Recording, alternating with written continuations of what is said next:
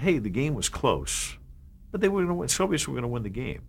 So it wasn't until the tying goal was scored at the 8.5 minute mark of the third period, and then Eruzione, of course, scores the goal to make it 4-3. I mean, at that point, it's insane. I mean, at that point, that's when sound has feel, and the whole building is just rocking and shaking. And then those last 10 minutes were astonishing. And of course, the last minute was a case where it's the hardest I've ever had to concentrate on the air because the place is going wild. The people in the truck are going wild. Everybody's now a fan. And I remember in that final minute of the game thinking that I've just got to stay inside the game here. I can't let myself go wild. I can't let myself be a part of the crowd. The Soviets were putting the pressure on the U.S. as well at that point, so a goal could have been scored. And I am working with blinders on like a horse.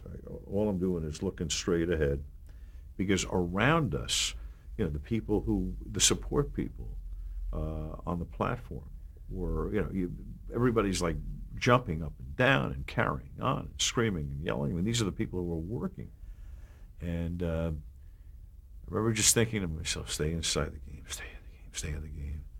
And at the end of the game, I couldn't have even told you what I said at the end of the game after I said it because all I was worried about was just doing the play-by-play, staying there in case a goal was scored, not saying anything silly, not going crazy, not screaming and yelling. The crowd does the screaming and yelling for you. And so when I come up with the line, do you believe in miracles?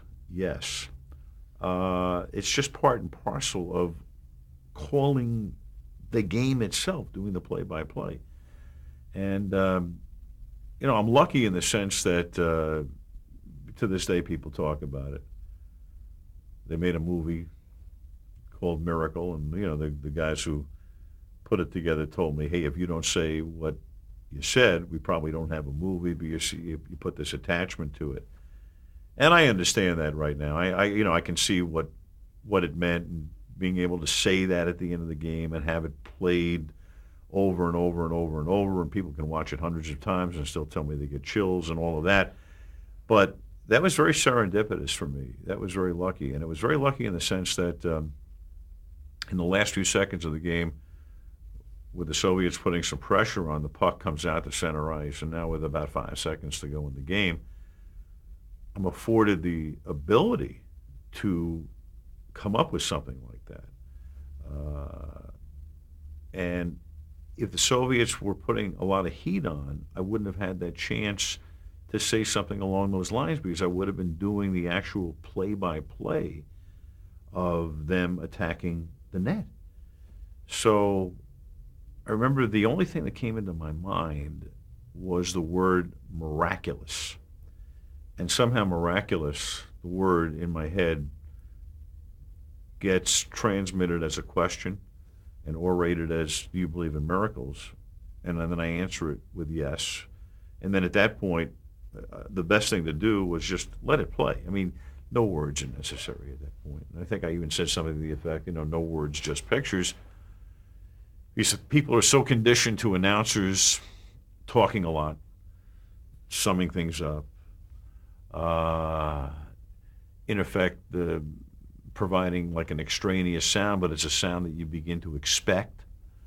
And so at that point, I just felt it was just best to just, let this whole thing play out. I mean, what could be better than this? And that's where, television's a visual medium. And I just felt it was the best thing to do. But in terms of